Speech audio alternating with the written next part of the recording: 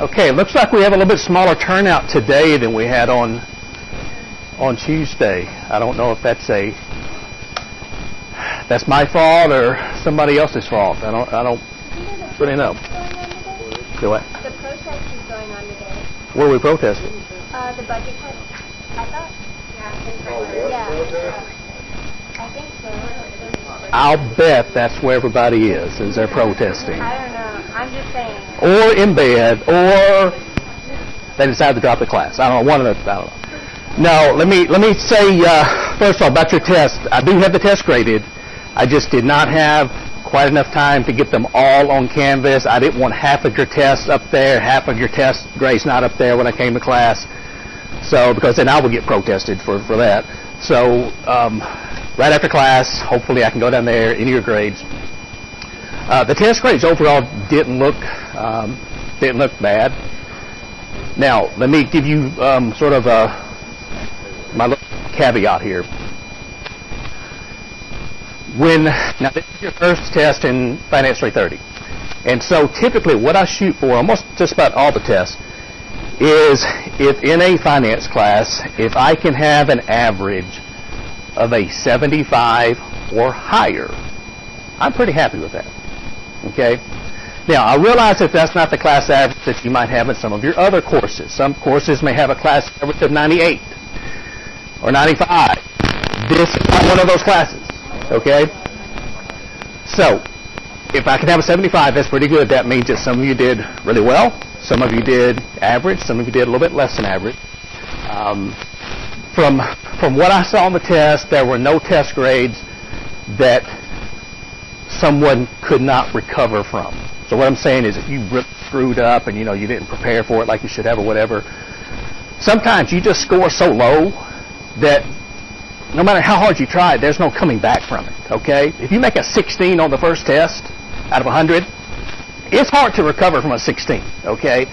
But if you made, a 60 or a 56 or whatever, maybe that's not what you wanted to make, but you can learn how to prepare for the next test and score a lot better.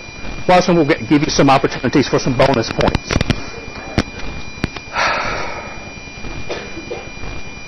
$98, 96, 98. I've been grading I gave two tests on Tuesday, so I've been grading two different tests. But I think in this class it was a 96 maybe or 98. Also, what I'm going to do is, and I'm going to make the final decision on this when I put the grades in, but I think I am going to go ahead and do it, is there were a couple of questions that were, I don't know if questionable is the right word, but it seems like some of you had trouble with a couple of the questions, and so I'm probably just going to throw those two out and give you 4 points added to your test grade. Okay. If you happen to get those questions right, that's really good because you get the extra 4 points. But if you did happen to miss them, then that makes up for those. Also, some bonus point opportunities. Next Wednesday, I think it is the career fair. Is that right? Wednesday? All majors career fairs on Wednesday. I know the STEM is maybe Tuesday, and I think the all majors career fair is Wednesday. If you go to the career fair, and if you bring me a business card from one of the representatives at the career fair, then that will be worth 5 points added to a test grade. Okay? Do what? 5 points what? No, 5 points total. You can bring me 20 cards if you want to. That'd be worth, I think that's 4/10 of a point per card, something like that. But yes, 5 points. And then a little bit later in the semester, you'll probably have an opportunity for some more bonus points. Okay? Do what? It'll be completely different. No, it can be any job. And if some of you, I understand that some of you work, or some of you, maybe you can't make it to the career fair, or if you're listening to this in the online class and you're like, hey, I'm 500 miles from Murray, that's okay. If you can't make it to the career fair. Now, the reason that I think the career fair is a good idea is because, well, there's a few reasons. One is no matter what you're majoring in, you need to know, what's out, what kind of opportunities are available. And so it doesn't hurt you to dress decently, print up a few resumes, and go shake some hands, introduce yourself to some people, and just talk to them. Because I've had a lot of students, you may go there and you may say, wow, there's nothing here in my major. There's no jobs available. There's no internships available. But if you will talk to people in other industries, a lot of times that leads to them saying, oh, well, we're not recruiting for finance right now. We're not recruiting for marketing, but I know so-and-so at the company, and they're in charge of marketing. They're in charge of finance. If you'll give me your information, I'll put you in touch with them. That's happened a lot. So just go shake some hands. Hey, I'm Steve Lacewell. Nice to meet you. Yeah, I'm a finance major. I know you're not. I know you're here for safety and health, but I was just curious if you had any contacts in the finance area of your company. Okay, so that's one thing. By the time you graduate, you should be able to shake somebody's hand, look them in the eye, and have a short conversation with them. If you leave here with every other business course you've taken, but you can't do that, life's going to be kind of tough. Okay. Plus, I think it's good if the employers who are there just see massive numbers of students walking around the career fair, because it makes them think, wow, Murray State really cares. Their students are interested in what we have to say or what we have to show them. We want to come back. We want to make it bigger next year, because I understand a lot of you aren't graduating right now, but if you can make it bigger for when you are graduating, it's just going to be easier for you to get a job. So, bring the business card, points. If you can't attend the career fair, if you can attend any other event, and I'll call it an educational event, but that's kind of a loose term, educational type event on campus, that's worth 5 points, okay, if you can attend the career fair. If you are off campus, if you do kind of training at work, I mean, I'm trying to give away these 5 points, okay? So just if you do just about anything to help expand your knowledge of any topic, I will give you 5 points. All right? And if you do that, I don't necessarily need proof of that. You can just tell me, this is what I did, or you can email me and tell me that if you're off campus. The reason for that is, if you're going to lie to me over 5 points, you've got a lot more problems than needing that 5 points. Okay, so I'm a pretty trustworthy person. If you do something, and by the end of the semester, surely all of you will do something to get that free 5 points. And like I said, I'll try to have a second item so that you can even get more points if you want or need them. The career fair, it typically is from 10 until 3. Do what? Who's in charge of it? Career Services.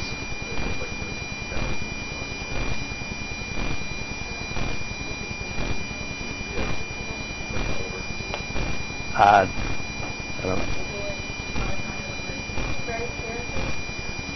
Ray's one of them, yeah. Ray's in Career Services, and so, yeah, just if you go to Career Services website, it'll have something. Typically, they used to email us about that, the faculty, but they haven't been doing that lately, so I don't know what the deal is. Typically, it's 10 to 3. I will tell you that if you show up at 2:30 on Wednesday, there will probably be very few people there. The reason is those recruiters, they've been doing this a lot. They've been going to lots of universities trying to hire people. And normally, when they start at 10, by 2 o'clock a lot of times, they're packing up, okay? You might be able to get a business card from somebody walking out the door, and that's fine. That'll still count. But if you want to spend a few minutes talking to some people and walking around seeing what's available, then you need to get there as early as possible. All right, so questions about the career fair? I'll have your test grades up this afternoon so you can take a look at those. Give me your opinion on the test. Was it a fair test? It's hard to write a test. I mean, when you're putting together questions, you hope you're assessing accurately what we covered in class. And so, like I told you when we were reviewing for the test, if you think it was fair, then that's about the best I can do. So do you think it was a fair test? Okay, so hopefully it was. Hopefully you know how to prepare for the test or the second test now and the final. If you didn't study enough, and sometimes things just get in the way, I understand that. But if you didn't study enough, then of course you know next time you need to start earlier. If you look at your score today and you scored really well, and you're looking at your Canvas page and you're like, wow, I am so smart. Look at my test grade. Okay, that's great. I am proud of you for doing well on the test. But keep in mind, that test is finished. We're not going back to that material. So we're starting over. Okay, so blank slate. So if you did terrible, blank slate. You can score better on the next test. If you scored great, again, blank slate. Keep up the good work, but there's still a lot of material left to cover, which happens to be Chapter 5, and we started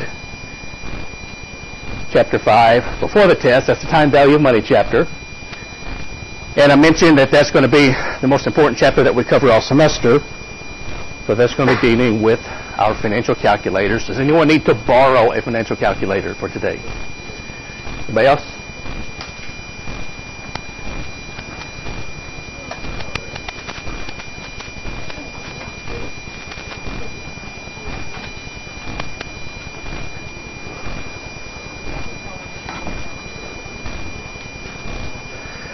Okay, we left off, I believe, talking about the future value of a single dollar amount.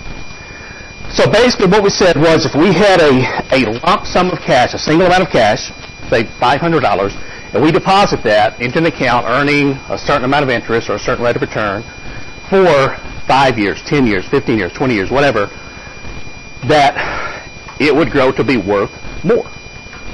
And we went through some examples. We went through the example of what it's going to cost your children potentially to go to college in 25 years. And we saw that that was a pretty big number. But what I want you to take away from this and this entire chapter is, again, it's not really about the numbers. It's about you simply understanding how this works and you're able to make smart financial decisions. I mean, that's the purpose of this, okay? Today we're going to move from the future value of a single dollar amount to the future value of an annuity. And we've talked about an annuity briefly. We said an annuity is simply a series of payments or cash flows.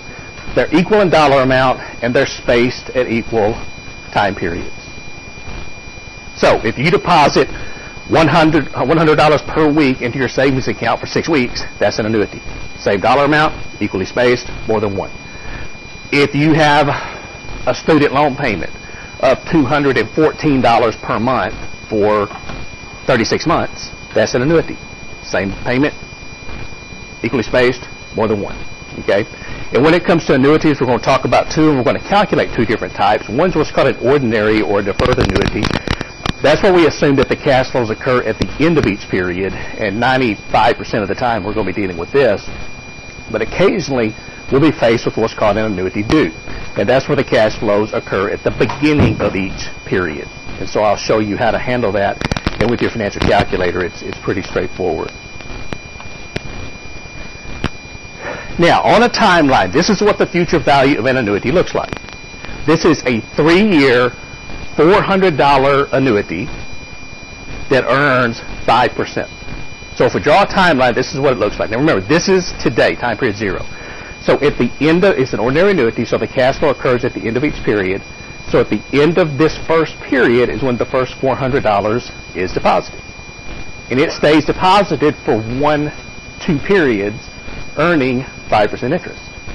It's going to be worth $441 at the end of 3 periods.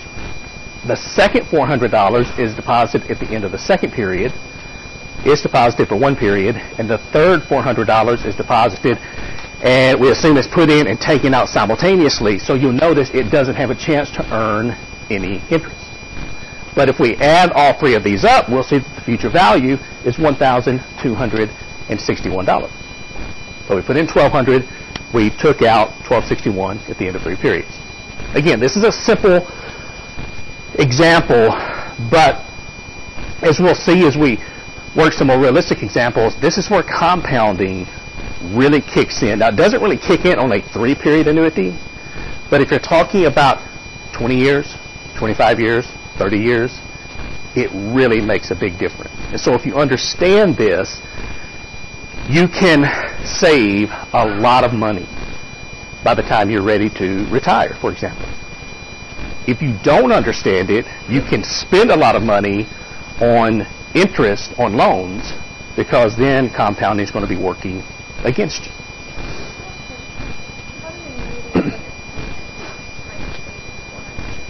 That's what we're doing here.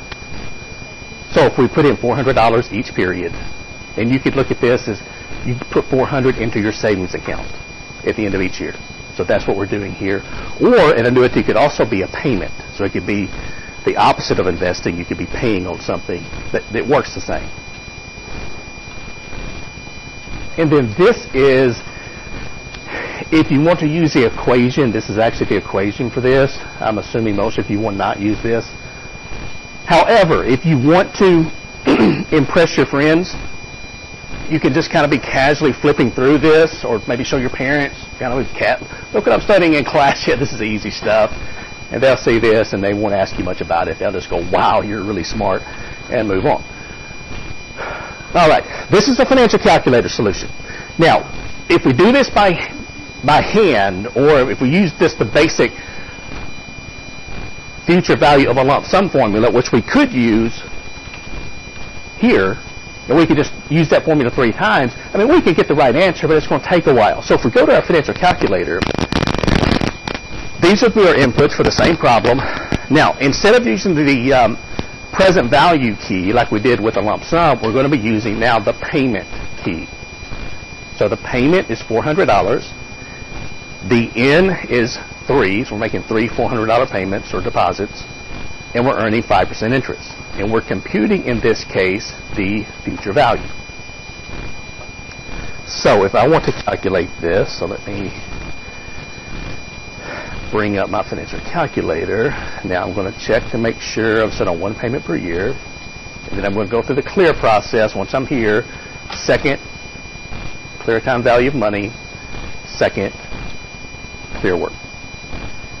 And then I'm just going to put the information in, so it doesn't matter what order. So I'll just put 3 as my N, 5, I/Y, and 400 as my payment. Now, notice here it has a negative 400, and did I talk about that, about why that's negative versus positive? I'm just going to skip the negative part, and I'm just going to press my payment key.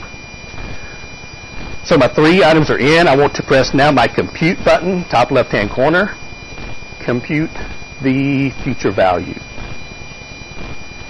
And it should be 1,261. Now, you'll notice this is negative. And again, the reason that this is negative is because your calculator assumes that if you're using future value and either present value or payment, one of those has to be a negative cash flow. And as I mentioned to you, I think of a negative cash flow as cash coming out of your pocket and being deposited. A positive cash flow is cash going into your pocket. Now, I just took a shortcut here because I know that that's not actually a negative dollar amount that I'm taking out. I just skipped having to make it negative when I entered the $400. Okay, so 1,261. Did everybody come up with the right answer for that? All right, good deal. All right, here's an example that we can work that will be very realistic for a lot of you. Now, this is using the future value of an annuity. It says you've just graduated, you started your first job. Now, I'm going to need some information from you in just a minute, but hang on for just a minute. You've got the opportunity to participate in your company's 401k. Sometimes they're called a 403b. It's a retirement plan. Now, the thing is, when you go to work, most of you, you're going to go to work for a company that has what's called a defined contribution plan. And that's a 401k, a 403b. What that is you put in some money into your retirement savings. Your company puts in some money, but they let you invest it. They have a variety of choices, typically mutual funds, and they let you invest it. What that means is, if you invest well, your retirement's going to be great. If you invest not so well, your retirement's probably not going to be the traveling and fun that you dreamed of for retirement. That's just how it is. Now, your parents, or more likely your grandparents, probably had something called a defined benefit plan for retirement. Another name for that is a pension plan. What that means is they went to work for a company, they stayed there for 30 or 40 years. They might have put in a little bit of their money, the company might have put in some money, but the company invested the money for them. And so all the risk was on the company. If the company didn't invest very well, they had to make up the shortfall somehow. What they've done now is they placed the burden on you to invest. So you need to understand how this works and how compounding works. All right, so you're standing there, your HR person says you want to participate in their 401k plan. You remember this day and you think, yeah, I remember him saying something about that, or we just got finished with the test, I don't know, but yeah, I'll do it. I'll participate. That's first smart move, okay? Now, the question is, how much are you going to start making realistically when you graduate? And I know we've got different fields here, so there's going to be different amounts of starting salaries. But let me go over here. And just give me some estimates of what people in your field might make as a starting annual salary. 60 to 70, okay? What else? 45. What else? 55. What else? There's going to be some that's less than that, I can tell you right now. 30, okay. What else? How much? 32, 36, 38, 40, 42. So, 42. Okay, we're going to start out with 40. Is 42,000 a good average? Maybe 36. I want something easily divisible by 12. Okay? 42? Okay, so that's $3,500 per month. So you're going to start out making $42,000 per year. If I can get this right, 42,000 per year. So if we divide that by 12, that's going to be, your payment is going to be, you're going to make, let's see, what is that? $3,500. And so let's say if you make $3,500 per month, you're going to multiply that by 10%. So you're going to save 10% of your gross salary. That's what you make before taxes, before Social Security, before anything else is taken out. So that's going to be $350 per month. So your payment is going to be $350.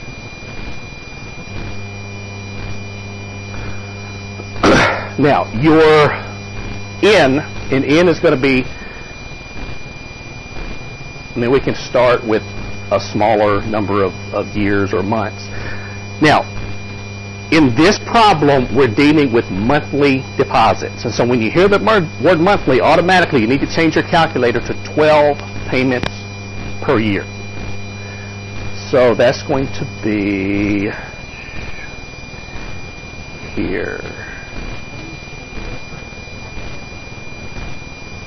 That's a good question. How do you change it on the graphing calculators? Anybody know? Because if you go to your finance function, it'll give you an option. It'll say, I think it'll say like I/Y and P/Y, or maybe Okay, C/Y stands for compounding periods per year. So change both of those to 12. Okay. Now, for a lot of you, you are going to work, after you graduate from college, you are going to have a 50-year working career. 50 years, 5 decades, 1/2 of 1 century of work ahead of you. That's just how it is, okay? The good part is you're living longer. So by the time, you get to retirement age, whatever that age is, the average lifespan may be 100 years. So you have to, even if you work until you're 70 or 72, you may still have 25 or 30 years of retirement left that you have to save for. So let's start out with an N of 30 years, okay? Now, when it comes to monthly payments like this, we're going to take our number of years and we're going to multiply it by 12. And so we're going to have a total of 360 monthly deposits of $350. And then the last thing here is the I/Y.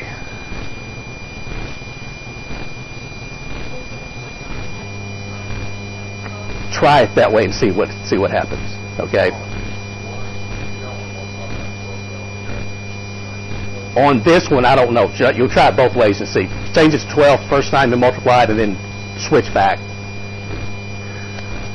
Now, your interest per year, that's going to be what you can earn on your investment. And again, with mutual funds, if you've got a long investment horizon, like 30 years, you can be fairly aggressive because you can afford for the market to go up and down.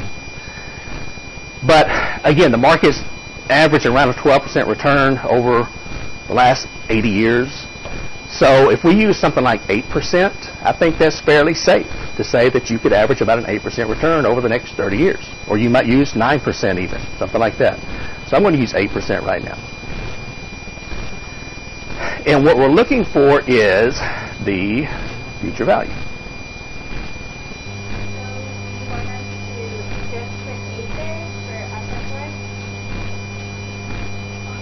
So to do this, and I'm going to have to, this is going to disappear for just a second. Now what I'm going to do is I'm going to clear everything out, and then I'm going to, first of all, go to my payments per year. I'm going to change that to 12. 12, pressing enter key to lock it in. Now if I press my clear key, I'm going to go through my clear process just to make sure that everything is out of there. I'm going to put in $350 as my payment. $360 is my number of payments, my N, and 8 is the I/Y. And I want to compute the future value. So you should have, at the end of 30 years, $521,000 saved up by investing $350 per month. Did everybody come up with this? Did you come up with this number? Yeah. Did you know No. Now, did you have it set on 12 for both? Okay, 12. Okay. Okay. Now, let's think about this number for just a minute. This is over $500,000. And if you go through and you type in, if you calculate $350 per month times 360 months, I'm not sure exactly how much that is, but it's not $521,000 because you've taken advantage of compounding. Now, the number that you see here, there are a couple of things that we left out in this example. One, over the 30-year period that we calculated, how many pay raises did you receive? In our example. 0. In the example, none. Okay, you started out making $42,000 per year, and 30 years later, you're making $42,000 per year. I doubt that's going to happen. Okay, so your pay is going to go from $42,000 to $52,000 to $72,000 to $102,000 to $122,000 per year. And guess what this number is going to look like if you keep saving 10% of the gross amount that you make? It's going to be a lot bigger. Also, how much of your employer's money did we assume was put into this? None. We didn't have any matches, and typically, your employee may match 4, 5, 6% or more. So we didn't include that. So imagine what this number would look like with your pay raises if you still save 10% and with your employee matching your contributions. It's going to be a huge number. How I got there? Okay. The payment was $350. That was my monthly payment. $360 was my in, and $8 was my interest per year. And then the last thing is you press your compute button and the future value. Did it come out right? Yeah, you might want to check your payments per year. So if you go here, press your second key, and then the I/Y key, it should be set on 12. Okay, so press 12 and then press the enter key. And then go back and work through it again and see what you come up with. And again, the great thing about this is, and let me go back here, so compute future value. Okay, so here we are, and the great thing about this is, you can do a lot of what-if scenarios. We did this for 30 years, and I hate to tell you this, but most of you are not going to be able to retire after 30 years of work. Okay, so what if we wanted to do 40 years? Well, what we would do is we would just change our in from 360 to 480. It's 40 times 12. And if we did that, let's see if maybe I don't have to change everything. 80 and compute future value. So after 40 years of this, you may come up with that, $1,221,000. So you have $1.2 million sitting in an account somewhere. You are a millionaire after 40 years. Most of you will be, and again, we're not including pay raises, we're not including company matches. So some of you could be in your late 40s, early 50s maybe, and have over $1 million saved up. I mean, it's realistic. This is not magic. I'm not making this up. It's what happens if you start saving early and you keep saving. Because if you think about this, now again, with a 401k plan, a 401k plan is a tax savings plan. And so you put the money in before taxes are taken out. Because the thinking is you're going to be making less money when you retire, you'll be in a lower tax bracket, than when you're working. But with this example, and we're putting in $350 per month, and some of you may think, well, that's, $350 per month. When I graduate from college, I've got things I need to buy. I need a car. I need a nicer apartment. I'm going to be moving somewhere. I'm going to need some work clothes. I'm going to need furniture. I'm going to need a big screen television. I'm going to need a lot of stuff.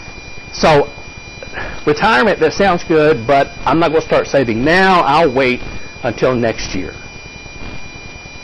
And then next year becomes the year after. And then it becomes 5 years, then 10 years.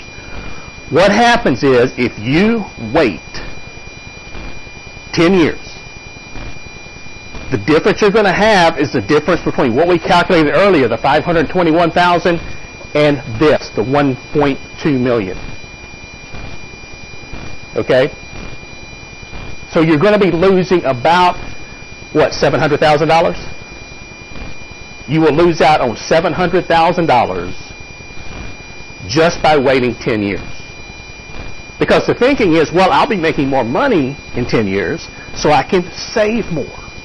But the problem is, what happens is when you start making more money, your spending starts going up. This is how it is. It's the American way. You're thinking right now, man, if I start out at $35,000, things will be tight. But when I'm making $135,000, think of how much money I'm going to have left over. It doesn't work that way typically, because your houses get bigger, your cars get more expensive, your vacations get more expensive. So if you could start learning to live on 10% less than what you make initially, you won't miss it.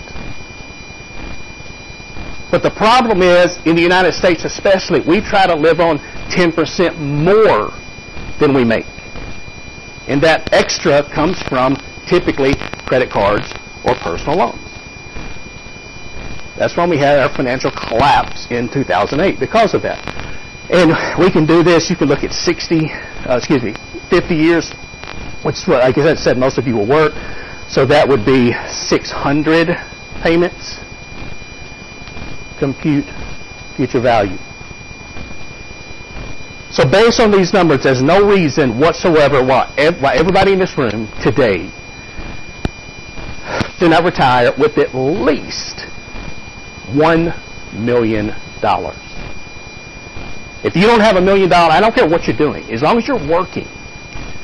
I don't care if you're making $25,000 per year forever. You can still have $1 million saved up if you start early enough. Okay? Now, what typically happens is, most people see this, and first of all, if you think about $350 before taxes, we can do the math on that. That's $175 every 2 weeks. Am I right so far? Okay. And so we divide that. That's going to be, what, $87.50 every week? Okay. So that's, now, if you decide to take that instead of saving it as your 401k, they're going to take federal tax, state tax out of that. So your $87.50 is going to turn into probably around $50 take-home pay. $50. Now, when you're in college, I understand an extra $50 per week is really, really helpful. But if you think about it, $50 is a pretty cheap dinner a real cheap dinner for two people. I'm talking like Taco Bell cheap, and 2 movie tickets. That's it. So what you're giving up to have this much money is a cheap dinner and a movie each week. So if you think of it that way, it doesn't seem quite so impossible to save this money. Now, some of you may think, well, I'm not worried about it because there's this thing called Social Security. Dr. Laceway, have you ever heard of Social Security? It's going to take care of us when we get old. It might. I don't know. But if you take a look at our government and how well it's run,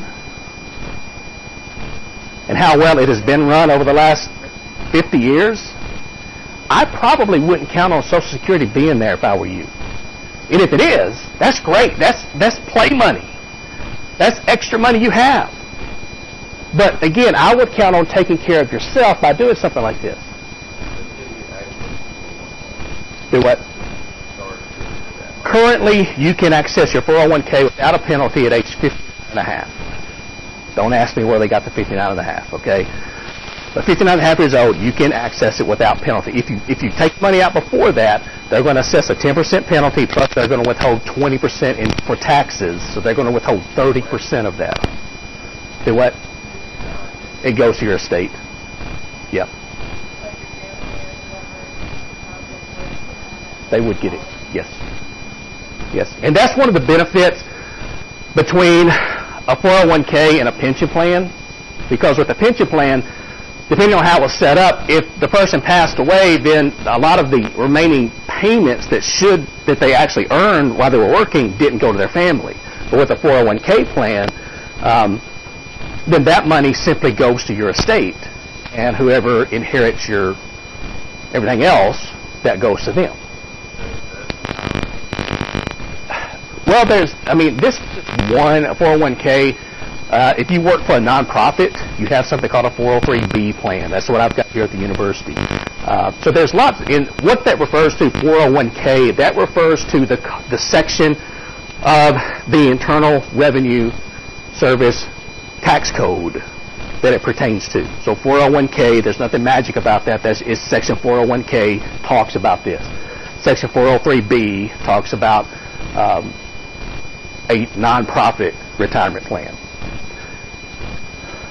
But, I mean, is this making sense to you, kind of how this works?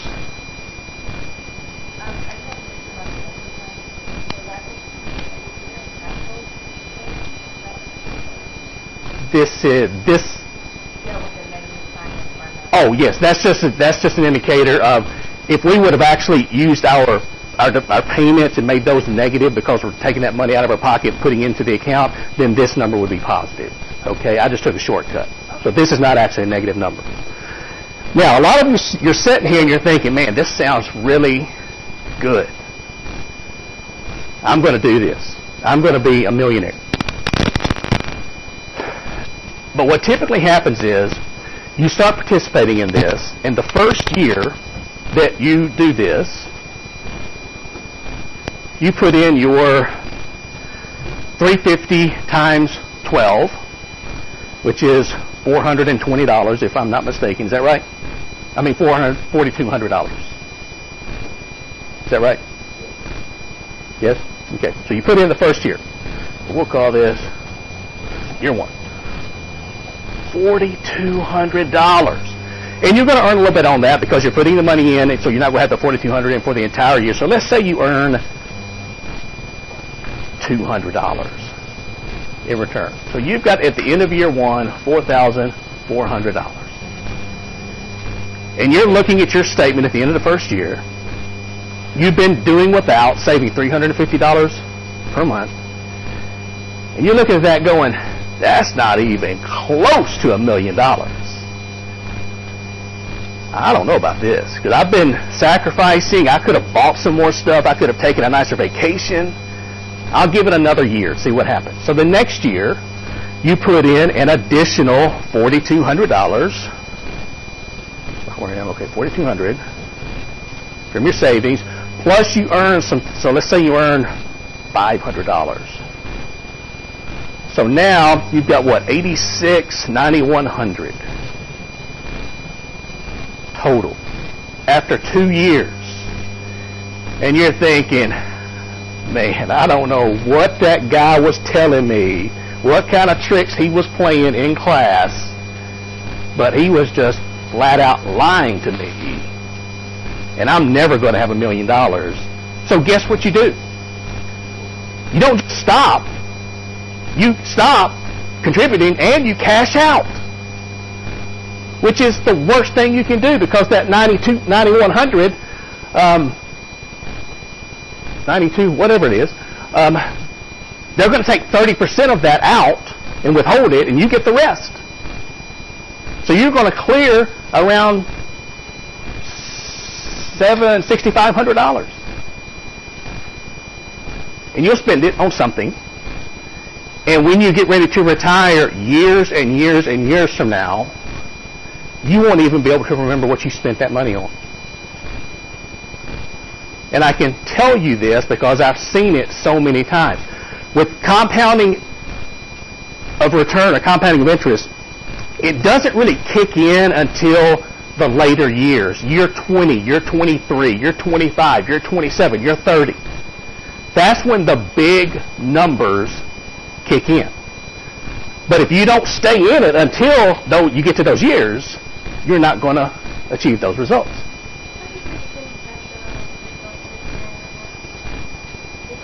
That is true.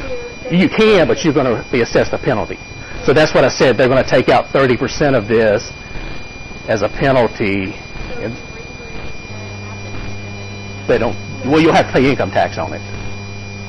Yeah, and you have to start taking money out by age 70 and a half. Okay, they make you start taking withdrawals, even if you don't need it. They make you start taking it out. So if you aren't under the same company, can you transfer it? You can. To different companies? Yes. If you change companies? Yes. Typically, what you can do if you change, and most of you will change companies several times. Okay. So you typically have three options. One is you can roll your 401k at your old company over into the 401k at your new company. Okay, now the key is don't touch the money. Your HR department will fill out the paperwork. They'll send it to your new company. The money will be transferred. You won't touch it. You won't see it. No penalties involved. The second option is some companies will let you keep it there. So if you leave the company, they'll let you keep your money at the old company. It's still in your account. It's still your name, but you just haven't moved it. And the third option is you can roll it over from a 401k into an IRA, an individual retirement account. And again, as long as you don't touch it, there's no penalties, there's no problem. And that's pretty simple too. You just go online, fill out an application form for a company, and the money will be rolled over into your account. It's going to be in your name, and it will still grow. It just won't get matched for many companies. It won't be matched. Yes, true. That's true. Yes, that's correct. Not all companies require you to have like a certain time, not like they're going to match you. Say for instance, if you sign on to a large corporation, for them to match you and you get to keep that money, don't you have to work for them for a certain period of time? Some do. Yeah, it just depends on different companies are different. For example, at the university, you have to be here 5 years to be vested. That means if you're on the state retirement plan, that you get to keep both what the university puts in and what you put in. So with some companies it's 6 months, some companies it's a year. Now the thing is, if you leave, even if the company has put in some money but you haven't been there long enough to take all of your money, you can still take what you put in out. They can't keep that. Okay, so you can take that with you. All right, good questions. Other questions?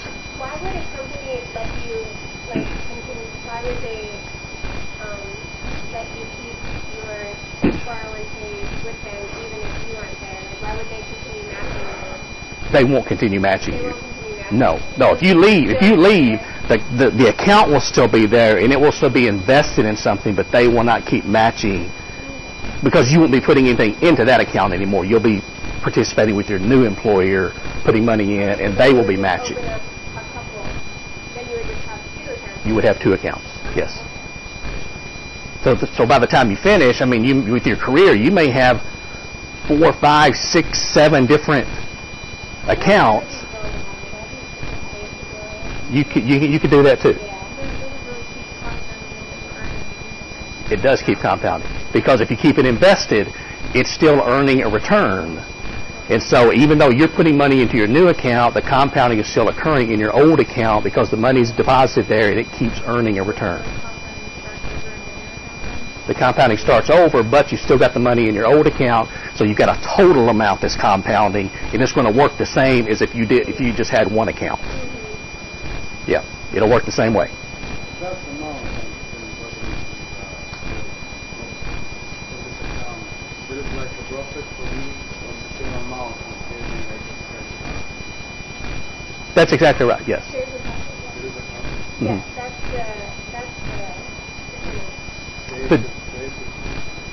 Mhm. That's what you hope to average. Okay. Now again, nobody knows what's going to happen in the future, and so some years your money is going to earn 20% in the stock market. Other years it may lose 10%. But we're hoping on average it averages 8%. Now we could do the same thing. We could take a look at the account, but what if we earn 9% instead of 8%? Well, for this one, if we want to change our I/Y, we earn 1 percentage point higher. Our future value is going to be now $4 million. 1 percentage point more. That's 40%. That was 50 years, I think, actually. Yeah, that was 50.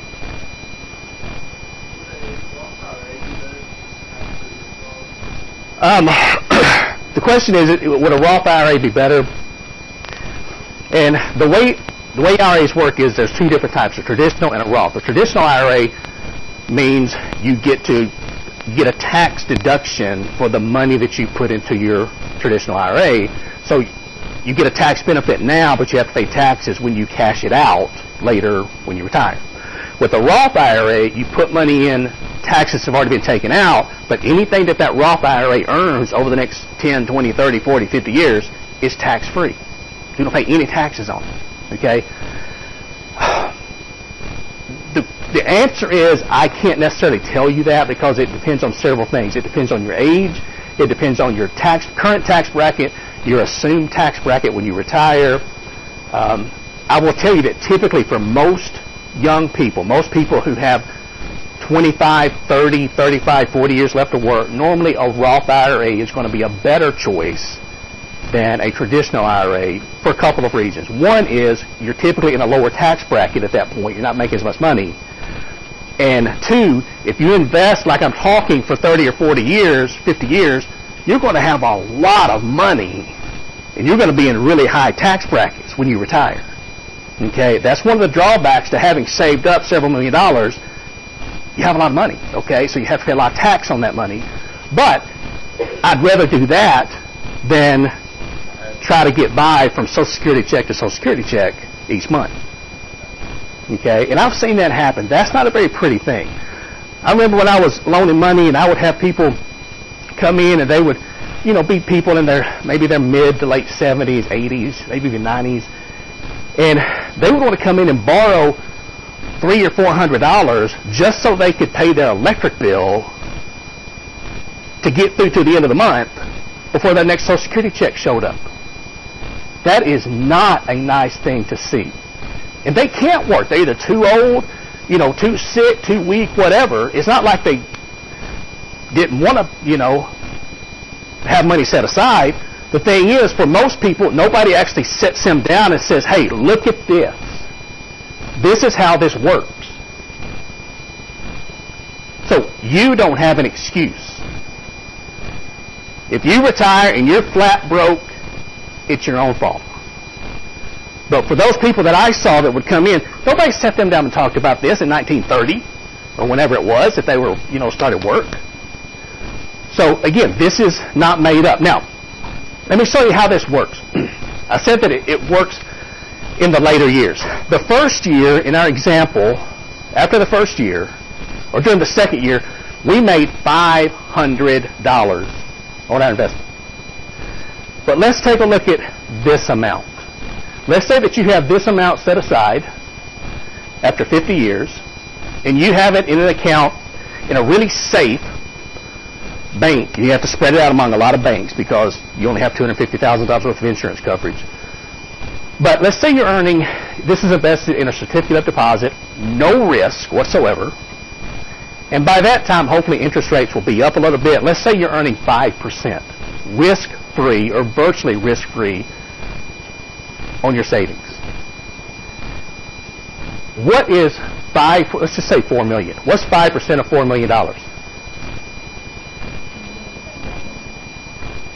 How much? $200,000. Okay? So, how many hours per week are you working in our example right now here to make the $500 that goes into your account? 40, 50 hours per week, whatever. Remember, you're working full time here. How many hours per week do you have to work to earn the $200,000 that your money is making for you? None. So you're making 5 times as much retired with this money set aside, letting your money work for you, than you were working 40 or 50 or 60 hours per week and making your $42,000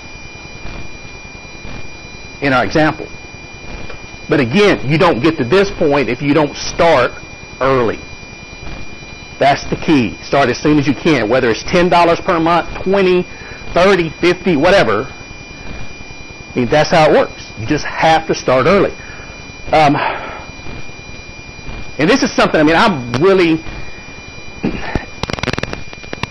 passionate about you understanding this. And the reason is I want all of you to be able to take care of yourself. Now, a lot of times when people hear this, what they hear is, well, first of all, he's telling me that if I have a lot of money, I'm going to be a really happy person.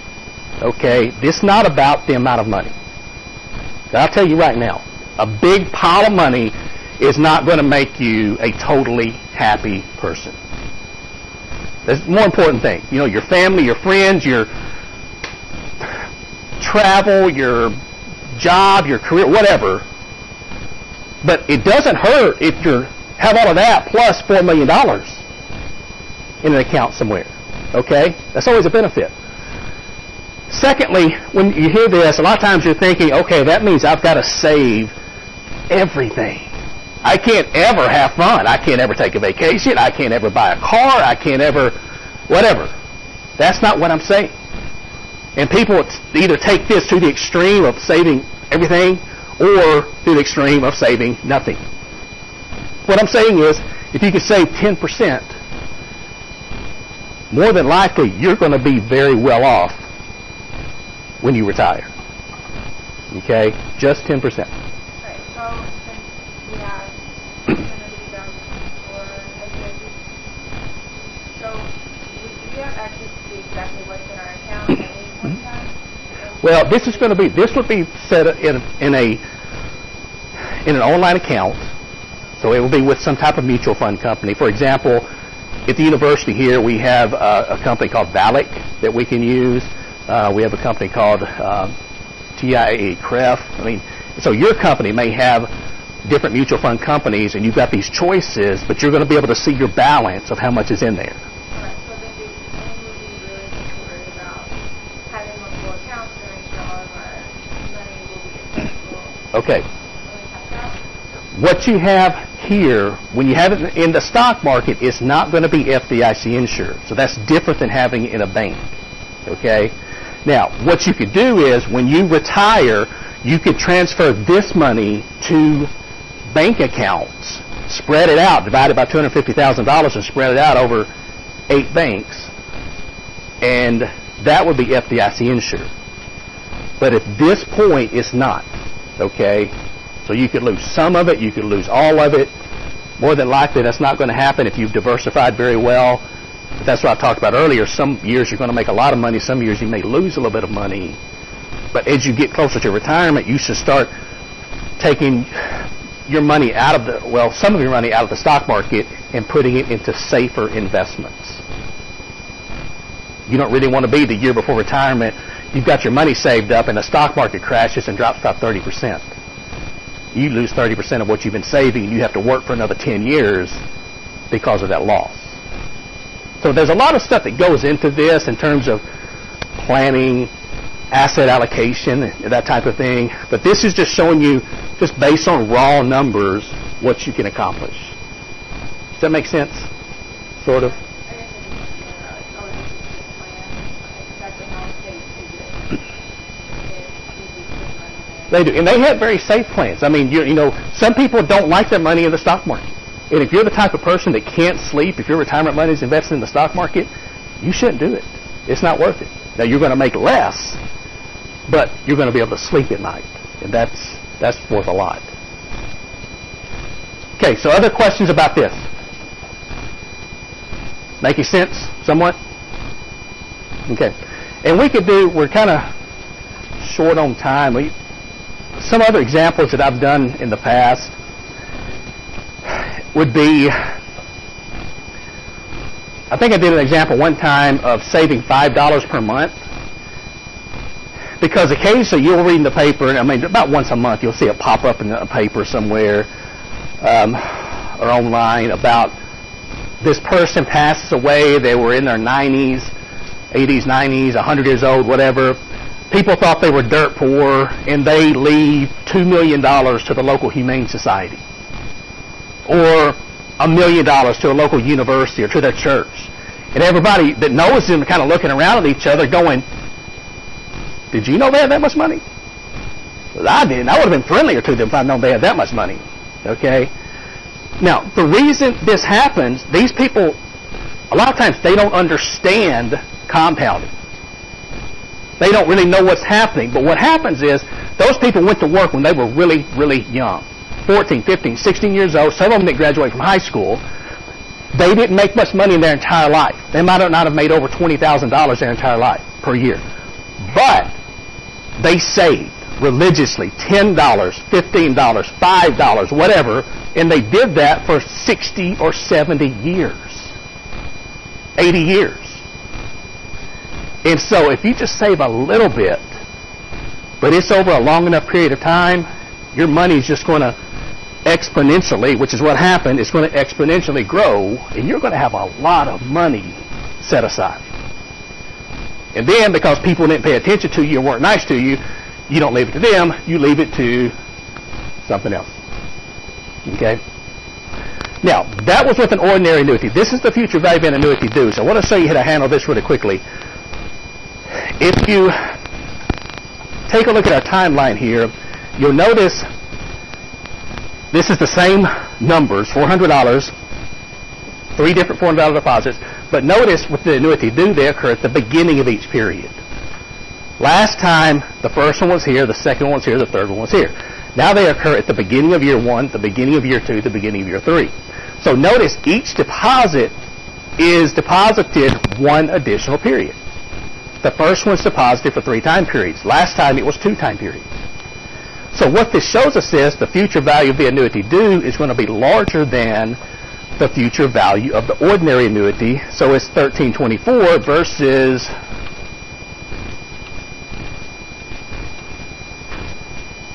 1261. And again, with a 3-period annuity, it doesn't make much difference. But if you're doing this over a longer period of time, it will make a difference. Now, there's your equation. And notice the only difference is 1 plus R. This is the additional period of return, or the additional period of interest that you're earning. And with your financial calculator, what you have to do is you have to change to beginning of period payments. And so let me show you how to do that really. Now, this will walk you through it step by step, okay, of how to do this. But I'll just show you how to do this. Okay, so let's clear out our calculator. And I'm going to go through, first of all, I'm going to change my payments per year back to 1 payment per year. So 1, enter.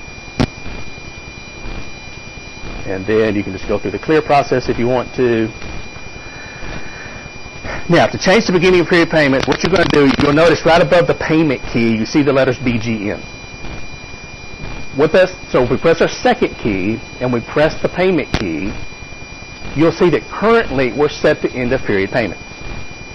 But also notice the word set at the top of the screen. The set key is your toggle switch to toggle back and forth between end of period payments and beginning of period payments. And your set key is found right above the enter key. So if we press the second key and the enter key, it'll change us to beginning of period payments. And if we press our clear button in the bottom left-hand corner once or twice, you'll notice everything looks the same except we've got the letters BGN at the top of the screen to remind us we have changed to beginning of period payments, and that's going to be there until we change back to end of period payments. Now we can just enter the information that's here, so we put in 400 as our payment, 3 as our in, 5 as our interest per year, just like we did previously, and compute the future value. And the future value of our annuity due is $1,324.05, which matches the 1. Yeah, because this is 1 payment per year, okay, with this example. And I'm taking you back and forth between 12, and your calculator in here, your calculator is going to be set on 1 payment per year or 12 payments per year. That's it. Okay? And if we have some adjustments to make, we can make those manually, but it's going to be set on 1 or 12. And I'm taking you back and forth because I want you to practice changing back and forth, realizing, yes, this is 12 payments per year. I need to know how to change that. Or this is 1 payment per year. I need to recognize that and be able to change it, because on the test, you know, I'm not going to be saying, okay, this is 12 payments per year. You need to change to 12, or this is beginning of year payments, or whatever. I want you to recognize that by practicing. All right. And this is an example of the future value of an uneven stream of cash flows. So you'll notice there's more than one, but they're not the same dollar amount. And so essentially with this, as it says here, the most basic way is to simply calculate the future value of these one at a time. So you would have a present value of 400, and N is in there for 2 periods, so an N of 2. I/Y 5%, compute future value is going to equal this.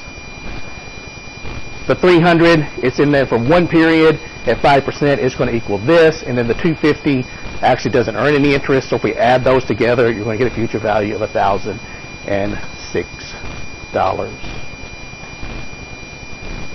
And that is our equation. All right, so that's a good place to stop. When we pick up here on Tuesday, we're going to start with present value calculations. So everybody have a good weekend. Be safe, and I will see you back here on Tuesday.